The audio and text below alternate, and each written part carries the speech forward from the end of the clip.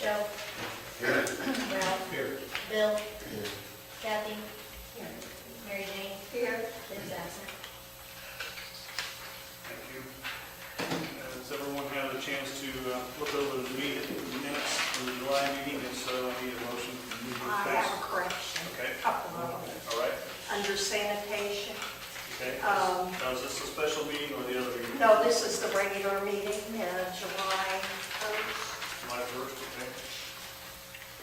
Under sanitation, it says Mary Jean sent out some property citations. That needs to be changed to compliance letters. Okay.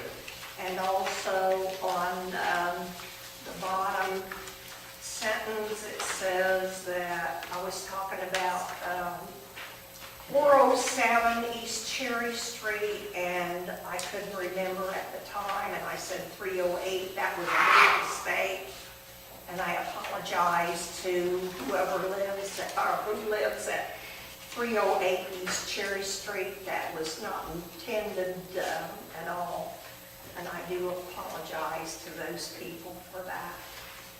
Those are the only two corrections that I have. Okay, does anybody else have anything? Jayla, we'll make sure we get that changed, please. If so, having said that, if there's no other changes, I still need a motion to accept Make a motion to accept the amended changes to the minutes. July 1st, 2015. First, 2013. I'll second that. Roll call, please. Mary Jane. Yes. Kathy. Yes. Bill. Yes. Ralph. Yes. Joe. Yes. I make a motion that we accept July 22nd, the special council meeting. A second. Roll call, please. Kathy. Yes. Bill. Yes. Ralph. Yes. Joe. Yes. Mary Jane. Yes. Okay, I want to change the agenda around a little bit tonight.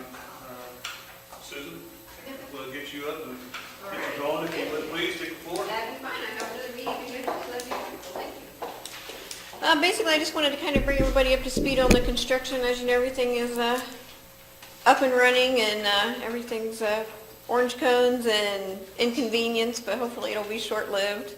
I know we've had a couple little things that we've talked about so far, and there was some discussion about maybe some changes of the parking on East Main Street. I think that's been kind of decided. There's just not enough room there. There's two places on Main Street. One is the concrete steps in front of Bud Reed's garage that were to, on the plans were to stay, and I think we want to have those removed and re-poured. And I got a cost from ProGrade of $750 to do that. And then there's some wood steps that's in front of the apartment, I think that we want to take out and put concrete in its place. And the additional cost for that's $350. There was also the coal chute in front of Bud Reed's. When Billy and Heath looked at it, everybody thought it was a coal chute. It's actually the entrance to their basement, and that's the only entrance that they have to their basement, which is out there in the street. So what we're proposing is to put a basically lockable cellar door on there. And what we would do is we would eliminate or deduct the $2,000 that they had in there to fill in the coal chute, and then they would add the cost of putting a lockable cellar type door on there. They gave me a cost of $5,000 for that, which I think is totally unreasonable at this point, and I've told them that. So we are talking with them about that, but worst case scenario, if they don't come to a cost that we feel is fair, then probably what we'll do is we'll delete the coal chute from the project, and we will have somebody else just come in and basically put a cellar door. You can go buy those, they're not that difficult. You can buy them at Lowe's. I mean, you know, it's not that difficult of a thing to do. That if we can't come to some agreement with them, then we'll probably look at a different route to secure a lockable cellar entrance onto that location. They also gave us a price to do what they called a keystone wall down there in the front of the area there on South Washington Street that we've talked about previously. They quoted that at $15,000, which I think is totally, again, unreasonable, and I've told them that. I told them they can give me some other options at a reasonable cost, or we're going to find somebody else to do it. So that's kind of those prices I got this morning. And I replied back to them and basically said that those two are unacceptable. So with that being the case, we will probably look at maybe getting a retaining wall price from, you know, a landscaper or somebody like that I'm sure will do it for a lot cheaper cost than that. They just don't want to mess with it. Yeah, that could be it, that maybe they've got other jobs to do and they just really don't want to stay to do it. So, and that's fine, you know, we can find somebody else to do it a lot cheaper, and that's, you know, the name of the game here, in my opinion. That's not something they have to do. So I guess at this point, I would suggest that we go ahead with the 2 concrete steps, if you're okay with that. And then the other items, basically, we'll put on hold, and we'll do some other pricing of those items. They're neither one of those anything that is so intricate it's going to stop the project or hold up the project. You know, either one of those 2 things, the retaining wall or those lockable cellar doors. So I think that's something that we should continue to, you know, look into a reasonable price to be able to put on. So the other thing is we probably at some point need to kind of make some decisions too about where you want to pave. I know we talked about Shady Lane and we talked about Lincoln, and there was that little water issue I think you were going to check on that you said you've pretty much resolved. So I mean, if that's what we're thinking there, then that's probably something that I don't have to, you know, basically pull the trigger on that just yet, because we're not close enough to that. But if we would be there before your meeting in August, or September, excuse me, then, you know, I'll have to give them the go-ahead before then. The council's voted on that, they've decided on the two areas, the Okay. Lincoln Lane and the Shady Same, Lane. okay, all right, All we need is numbers. okay. And I think I gave you, Water that has been addressed. okay, all right. And I can figure up the numbers on Shady Lane and Lincoln based on what was bid. And I think I kind of gave you some numbers before, and we kind of knew where that was at. Right, exactly, right. There was a 100-foot difference between Cherry and Lincoln Lane. So other than that, on Harriet, it was a trade-off. There's a 100-foot distance that made a good change there. But hopefully we can get a good price on that for coming to town to do too. They'll go ahead. Yeah, I could see if maybe they'd be willing to drop the milling price, because usually the milling, there's a certain cost just to bring that milling machine here. And so the more they do, then obviously the cheaper, you know, the mobilization cost becomes. So that might be something that we could see if they'd be willing to give us a little bit of a break on. And I can talk with Mike Probeck about that. Okay. The only other thing I have is I do have a paper called a notice of commencement that I need you to sign. Basically, it's just something that we give to the contractor. It is, there's 2 copies. Basically, it just says that you're doing this job, that prorates the contractor. It talks about who their surety company is. And the purpose of it is that if they would it has to do with the mechanics lien law. If they don't have a notice of commencement, then if they would buy something or have somebody, like say they hire a sub, and their sub buys concrete, like the people are doing the curb, and then they don't pay for the concrete, they could sue ProGrade, and by having a mechanics lien law or having this notice of commencement, it gives ProGrade the right to sue them back, the Norwalk Concrete or whoever. It's kind of something that's kind of become more of a something that we do on about every project now, and I can notarize those and I'll get those back to you. But they've asked, I don't usually prepare them unless the contractor asks for them, and they did ask for a notice of commencement, so that's kind of where that stands. The only other thing is the Cherry Street project was submitted to the county, or the engineer's office on July 25th. The scoring meeting is Monday, August the 12th at 7 o'clock at the Preble County Engineer's Office. And that's where they'll score the applications. And your application will be scored for funding. Okay. Because this is your third year, well, actually, it's your fourth year, but if you remember, we did that little flip-flop with El Dorado, so this is basically your year for consideration. And there's not a lot of projects that I'm aware of in this round, so, unless they're gonna let people jump. So anyway, other than that, what questions do you have about anything that's going on out there?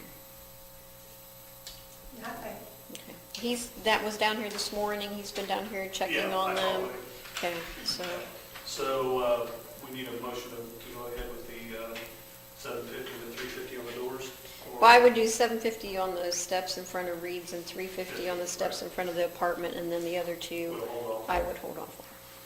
So there's no other questions on that? Make a motion that we approve $750 for the Bud Reed and $350 for the apartments to pour concrete steps. I'll second. Roll call, please. Joe, Yes? Ralph, Yes. Bill, Yes. Kathy, Yes. Mary Jane. Yes. All right, that's all I have. All right, you're welcome. Thank you. If you have any questions, let me know, or give Heath a call. They're moving right along. I Yes, mean, they are. They're not messing around, they're doing a good job from IC, so I think in a month's time, we read who they are. Yes, I hope. All right, thank you very much. Thank you. Have a good evening.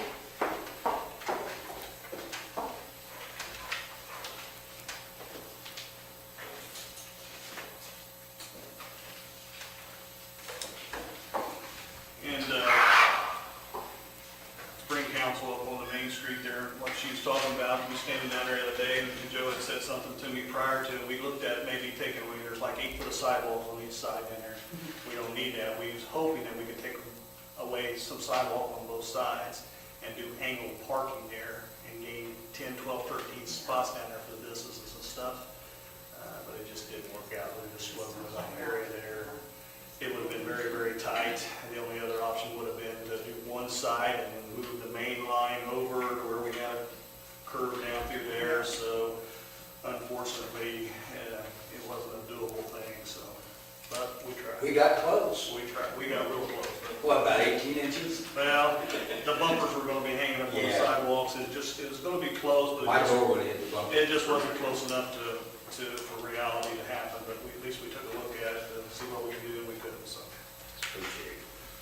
So, having said that, back to the list, has everyone had a chance to look at Lawrence payroll time sheets? If so, I need a motion to accept, please. I make a motion we accept the warrants and payroll time sheets. Is there a second? Second. Roll call, please. Joe, Yes. Ralph, Yes. Kathy, Yes. Mary Jane. Yes. Bill. Yes. Need a motion to approve the transfer of police revenue from general fund to police fund. So moved.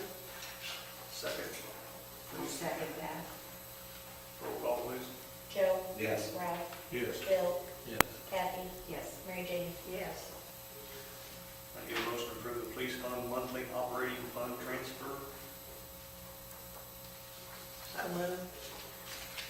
Is there a second? Second. Roll call, please. Joe, Yes. Ralph, Yes. Kathy, Yes. Bill, Yes. Mary Jane. Yes.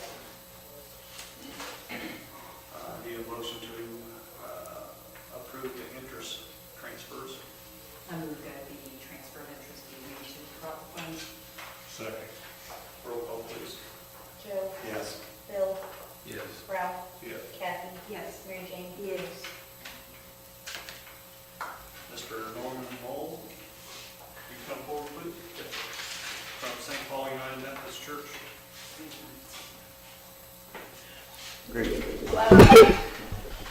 I'm representing the church, and as you may or may not know, we own the property next to the church, 211 East Main Street, and we're in the process of demolishing that building. And as a result of that, we want to put a parking lot in that area. And we are requesting to close the alley from the alley that goes past Bud Reed's to Main Street, so that we can incorporate that in the parking lot area. And right now, we have parking lot on the other side of the church. There's an alley there, and most of the people going through it go through the parking lot rather than the alley. So, and we have no problem with that as long as we don't get large trucks on it. But the church is growing. We need more parking space for people, and we're working in the community with a lot of the people on community dinners and things like that, and food pantry. So we need that space, but we could do a better job putting a parking lot in if that alley was incorporated as a part of that parking lot. And we would probably want to cut in this, we could close the cut where the alley is now and put one in the middle of the parking lot area. So we're just making a request to do that. Well, first of all, you would have to come set up a planning commission to go through the planning board first. Okay, And then at that point, depending on what the planning board does with it and refers it up to council, okay, then it would have to come before council for consideration of that. But the first step in this process would be to have a planning meeting and with a detail of what you're about to do, and Okay. going to do, and submit that, and there'll be a meeting set up for that, and then that's the first step that would Okay. take place. okay, I apologize for sparing your time. I had to ask questions and try to find out, and I was told that this is where I had to come to Yeah, find and out. I'll start with on that, we have to start with the planning. So, Okay, And and- if you would call Billy Killen and ask Billy to set up a time with the Okay. planning commission, and then get your drawings and your information together, what you want to do and everything, and submit it to the committee at that time, and they'll take a look at that and see what takes place after that. Okay, All right, thank you. thank you. Mhm.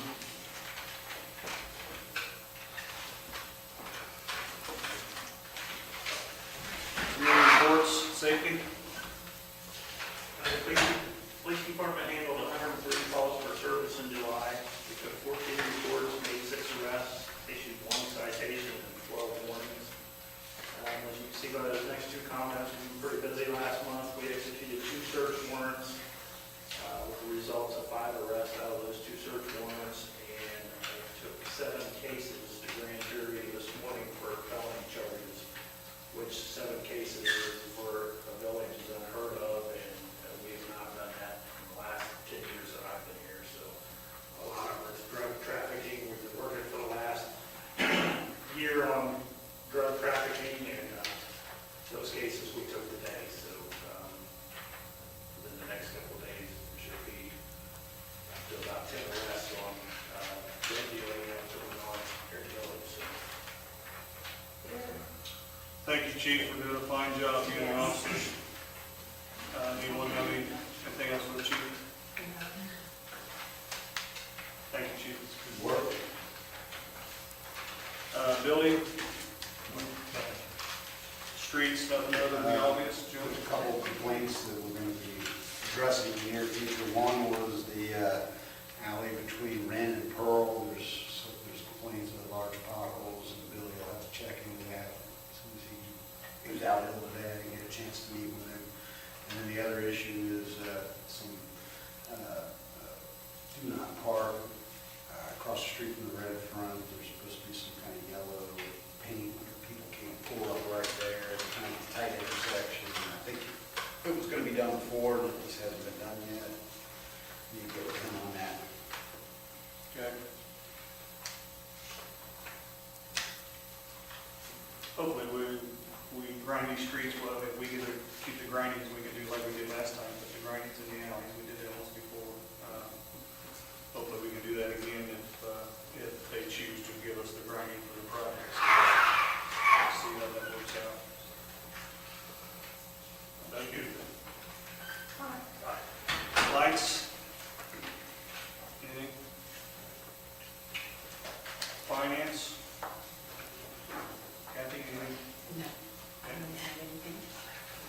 presentation, Mary Jane, Bill?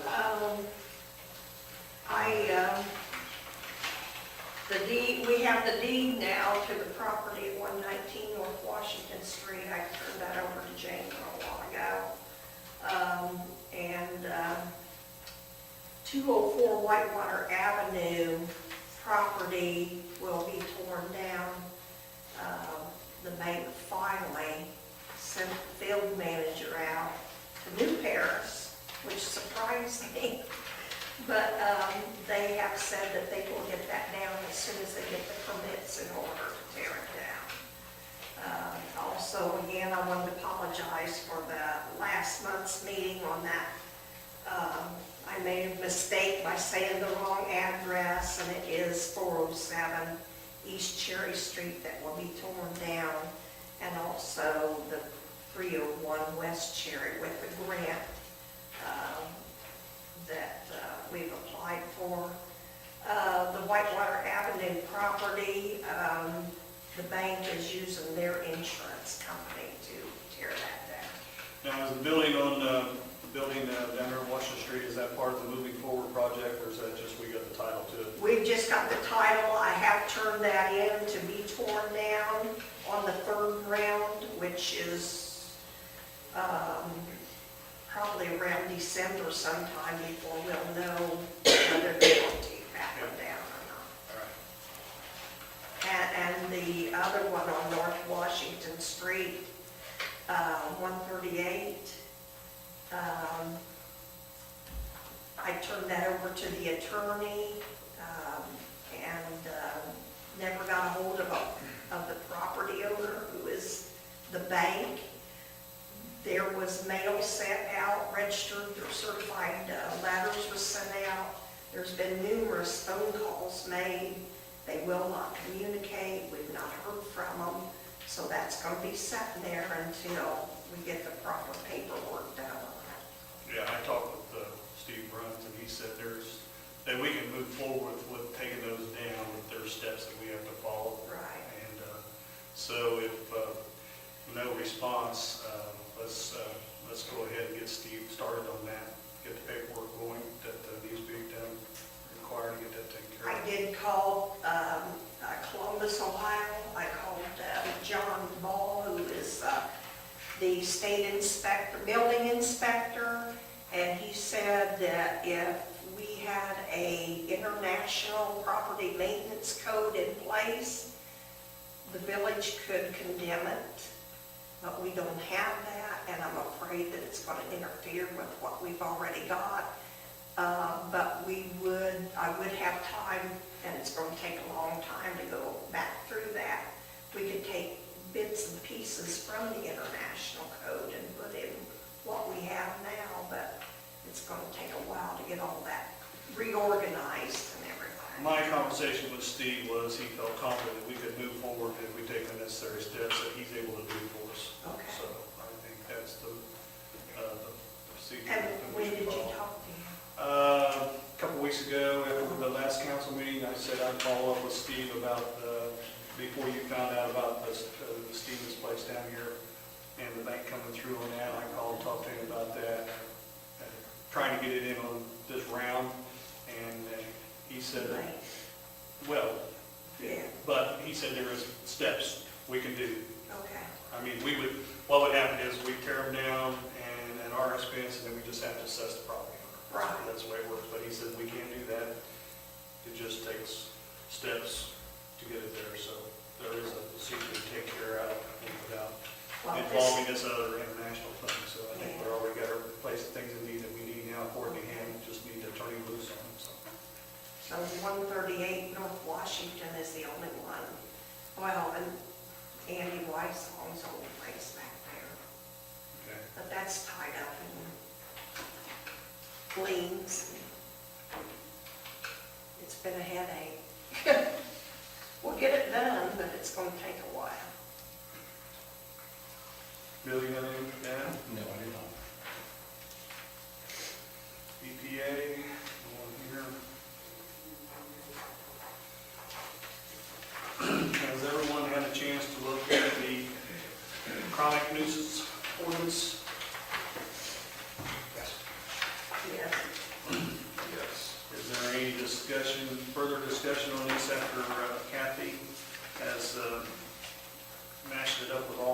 ordinances. Is there any discussion here before we have the first reading on it?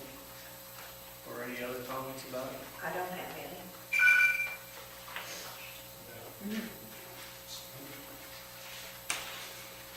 Okay. We'll start with this first reading of the chronic nuisance premises and property ordinance number 2013-03.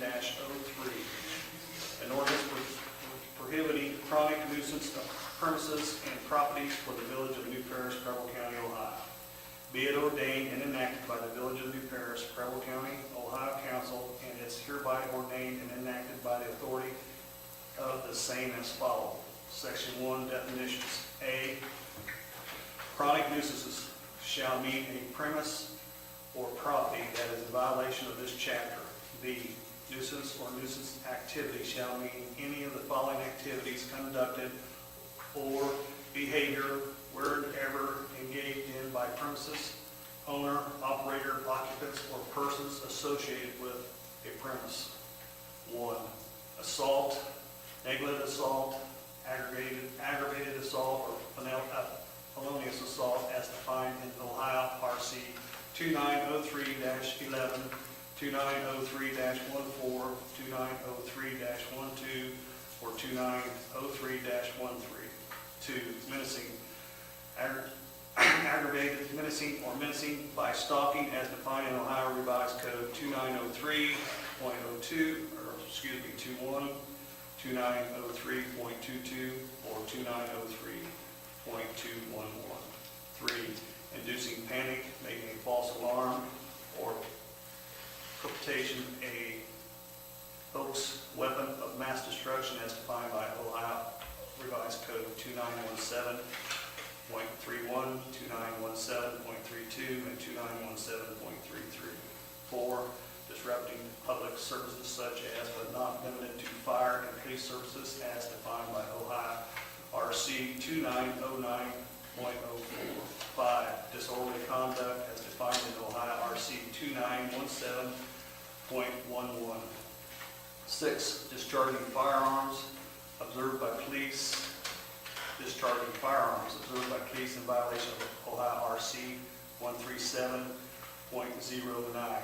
7, drug sales or use as defined by Ohio RC Chapter 2925 or New Paris Village Ordinance 2011-10. 8, compelling or promoting prostitution, procuring, soliciting, or loitering and engaged in soliciting or prostitution as defined by Ohio RC 2907.21 through 2907.25. 9, public gaming as defined in Ohio RC 2915.02 through 2915.04. 10, unauthorized possession, sale, or discharge of fireworks as defined in Ohio RC 3743.65. 11, loud noises as defined in New Paris Village Ordinance 2001-03. 12, barking, howling, dangerous, vicious, unconfined, or unsanitary dog or conditions as defined in Ohio RC 90.26 or New Paris Village Ordinance 1987-04. 13, kidnapping as defined in Ohio RC 2905.01. 14, offenses against justice including obstruction, official business, obstructing justice, assaulting a police dog, resisting arrest, failure to comply with orders or signals of a police officer as defined in Ohio RC 2921.31 through 2921.331. 15, allowing an underage person to possess or consume alcohol, allowing minors to consume alcohol on the premises, hosting or selling alcohol to a minor as defined in Ohio RC 4301.69. Occupants shall mean the person residing in or having use of the premises. The same person or person can be owner or an occupant. D, operator shall mean any person firm, company, corporation, association, including these employees, agents, or contractors that control, operate, or manage a premise. E, owner shall mean persons, partnerships, corporations who alone or jointly with others shall be in possession of or control of any premise or listed as owner of premise on the record of the Preble County Auditor. F, persons associated with shall mean a person who, whenever engages in a nuisance or nuisance activity, enters, patronizes, visits, attempt to enter, patronizes or visits, or waits to enter, patronize or visit a premises of persons present on the premises, including any officer, director, customer, agent, employee, or independent contractor of premises owner. G, property of premises shall mean a platted lot or part thereof, unplatted lot or parcel of land or plot of land either occupied or unoccupied by a building or structure, equipment, or property of any kind. Joe, would you take over? Section 2, notification that premises may be a chronic nuisance. A, the New Paris Police Chief or his or her designee may notify a premise owner in writing that the premise is in danger of becoming a chronic nuisance when either of the following circumstances have occurred at the premise. Number 1, when 3 or more nuisance activities have occurred at a single premise, whether a single-family resident or within a multiple apartment residential unit, on separate days during a 90-day period, or 2, when within a 90-day period the following number of nuisance activities has occurred at that premise. A, premises with 2, 3, or 4 residential units, 6 nuisance activities. B, premises with 5 to 19 residential units, 14 nuisance activities. C, premises with 20 to 39 residential units, 18 nuisance activities. D, premises with over 40 residential units, 25 nuisance activities. Or 3, when 2 or more drug offenses, firearm offenses, or violent crimes occur within a 1-year period at a single premise, whether a single-family resident or within a multi-apartment residential unit. Or 4, felony violations at a single premise, whether a single-family resident or within a multi-apartment residential unit, will automatically be deemed a nuisance. B, the notice provided for in the first paragraph of this section shall be deemed properly delivered in any one of the following methods. 1, sent by certified mail to the address for the owner listed on the records of the Preble County Auditor and not returned. Or 2, posted on the front door of the other conspicuous location of the premises that is subject to the notice and order. Or 3, delivered in person to the owner. C, the notice provided for the first paragraph of this section shall contain the following information. Number 1, the street address or legal description sufficient for identification or premises. 2, a description of the nuisance activities that have occurred at the premise, including the dates of the nuisance activities and any associated police report numbers.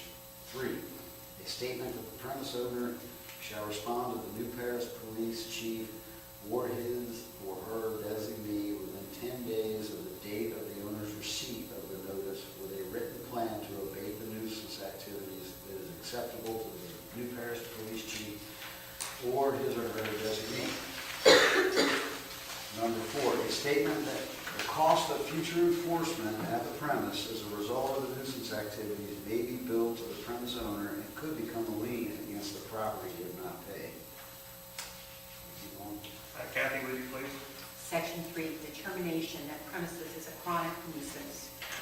Whenever the New Paris Police Chief or his or her designee determines that an additional nuisance activity has occurred at a premises for which a notice has been issued pursuant to Section 2, the New Paris Police Chief or his or her designee may determine that the premises is a chronic nuisance and order that the owner abate the nuisance within 30 days of the owner's receipt of the notice. The New Paris Police Chief or his or her designee may also may calculate the cost of enforcement for this and any subsequent nuisance activities. Notify the owner that the owner is being billed for the cost of this and any subsequent nuisance activities. and bill the owner for the cost of enforcement. B, the notice and order provided for in subsection A, referred to above, shall be deemed properly delivered if notice and order are sent by certified mail to the address for the owner listed on the records of the Preble County Auditor, or the notice and order are posted on the front door or other conspicuous location of the premises that is the subject of the notice and order, or 3, the notice shall contain the following information: the street address or legal description sufficient for identification of the premises. B, a description of the nuisance activity or activities for which the premises owner is being billed, including the dates of the nuisance activity or activities. C, an order that the nuisance activity be abated. And D, a statement that the premises owner may appeal the determination that the owner's premises are a chronic nuisance, or may appeal the amount of the bill as provided in this chapter. C, the determination that a premises is a chronic nuisance subject to bills for the cost of enforcement pursuant to this section and subject to fines or criminal prosecution pursuant to section 4 described below shall be effective for a 2-year period beginning with the date of the first nuisance activity that is subject of the first bill for enforcement sent to the premises owner for that specific premises. Section 4, citations for chronic nuisance activities, criminal and civil penalties. Whoever violates this chapter or fails to obey any lawful order issued by the New Paris Police Chief or his or her designee to abate a chronic nuisance is guilty of a misdemeanor in the 4th degree on the first offense and guilty of a misdemeanor of the 3rd degree on the 2nd and subsequent offense. Each day's continuation of violation or failure to comply is a separate offense. As an addition to alternative or criminal prosecution, the New Paris Police Chief and his or her designee may fine a person $100 plus any additional costs for services rendered who violates any provision of this chapter or fails to obey any order to abate a chronic nuisance. 1, fines for nuisance activities shall be imposed based on the number of bills for enforcement sent to a premises owner for a specific premises within a 2-year period beginning with the date of the nuisance activity that is the subject of the first bill for enforcement sent to the premise owner for that specific premises. 2, in addition to the fine stated in subsection B hereof, whenever a premises owner has been billed on 3 more separate dates within a 2-year period beginning with the nuisance activity that is the subject of the first bill for enforcement sent to the premises owner of the specific premises, the police chief or his or her designee shall issue a citation to the premises owner as follows. A, for the 4th bill within a 2-year period, an assessment against the premises of $250 shall be imposed. B, for the 5th bill within a 2-year period, an assessment against the premises of $500 shall be imposed. For the 6th bill within a 2-year period, an assessment against the premises of $750 shall be imposed. For each bill after the 6th bill within a 2-year period, an assessment against the premises of $1,000 shall be imposed. Thank you, Kathy. We did it a little bit. No. Section 5, appeals. The premise owner may appeal the determination of the New Paris Police Chief or his or her designee pursuant to Section 3 that a premise is a chronic nuisance, or may appeal the amount of the bill for enforcement related to the nuisance activity at the premise pursuant to Section 3 within 30 days from the date the bill is issued. B, an appeal of the determination that the premise is a chronic nuisance or the amount of the bill for enforcement related to the nuisance activity at that premise shall be made in writing and directed to the New Paris Village Council Safety Committee. A written notification of the Village Council Safety Committee determination will be sent within 30 days of the receipt of the appeal by the same 3 methods as described in Section 3. No change in the chronic nuisance statute of the premise may be made without going through the written appeals process. C, the premise owner may appeal the Village Council Safety Committee determination that the premise is a chronic nuisance or the determination regarding an amount of the bill for enforcement within 30 days from the date of the bill. The Village Council Safety Committee determinations letter is postmarked by requesting a hearing before the Village Planning, Zoning, and Building Appeals Board. Said determination letter shall state how many days the premise owner has to appeal the assessment. Section 6, liens. Bill or enforcements and assessments that are not paid will become liens on the premises to the extent permitted under applicable law. Section 7, rules and regulations. The Village Council Safety Committee shall establish rules and regulations for the maintenance of information, notification of violation, calculations of bill for enforcement services, imposed of fines, determinations of whether calls for service are counted for the purpose of this chapters. Appeals of decisions made and all other relevant issues as he or she sees necessary for implementation of this chapter. The rules and regulations and amendments thereto shall be made available for public viewing 30 days prior to the effective date. And that concludes the first reading of the chronic nuisance permit and property ordinance number 2013-03.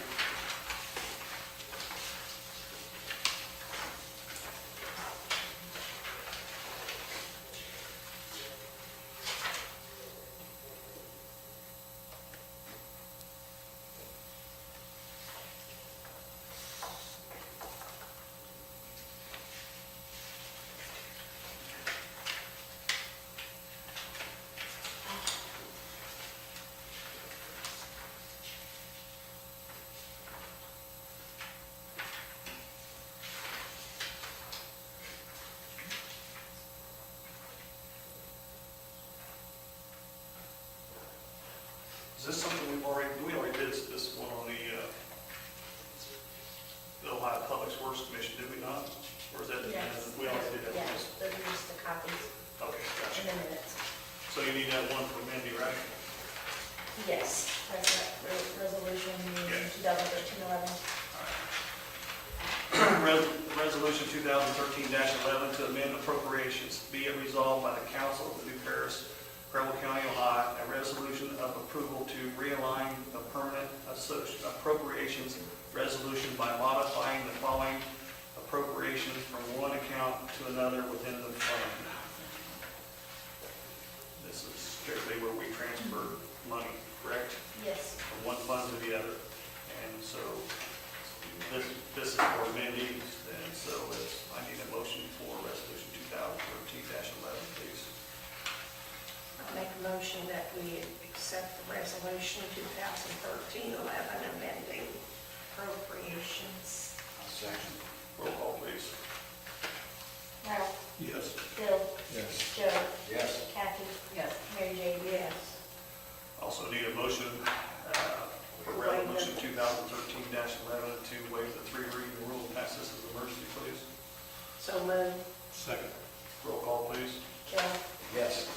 Ralph, Yes. Bill, Yes. Kathy, Yes. Mary Jane. Yes. Old business, anybody have anything? I have something I want to bring up, and whatever council decides is fine with me, but I apologize for mixing up the addresses, making a mistake saying the wrong address last meeting. And I know this has been going on for a while, about handing out the minutes and the tapes of the meeting before. Some councils don't see the minutes until the day of or the night of the meetings. And therefore, no corrections have been made to these because we can't until we have the following monthly meeting. Since this has been a problem, I want, in the handbook, here's what it says. The clerk should take minutes of each meetings, which should be approved by vote of the village council members at the next meeting after opportunity is given to correct any errors in the minutes. Once approval is voted by the village council, the minutes should be authorized by the council president and the village clerk. Now, I don't know, and I haven't found anything that says we can't hand those out before, but if it's going to create a problem, I don't think we need to hand them out until the corrections have been made. and the council has had a chance to read minutes for corrections. So whatever you guys decide, I do think that, like Joe puts them in the paper and Jeff Golden puts them on the videos on the website.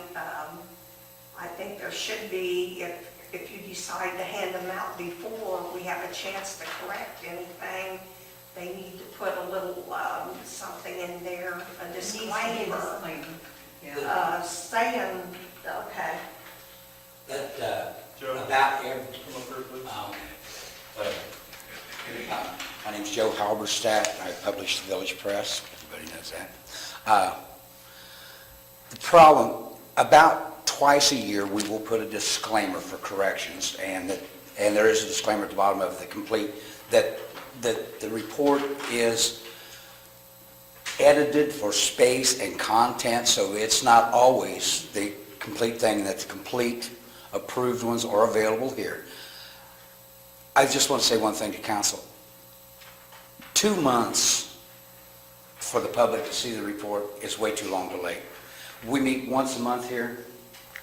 If I get this report today, this is your August meeting, it would not be public information until October. I know.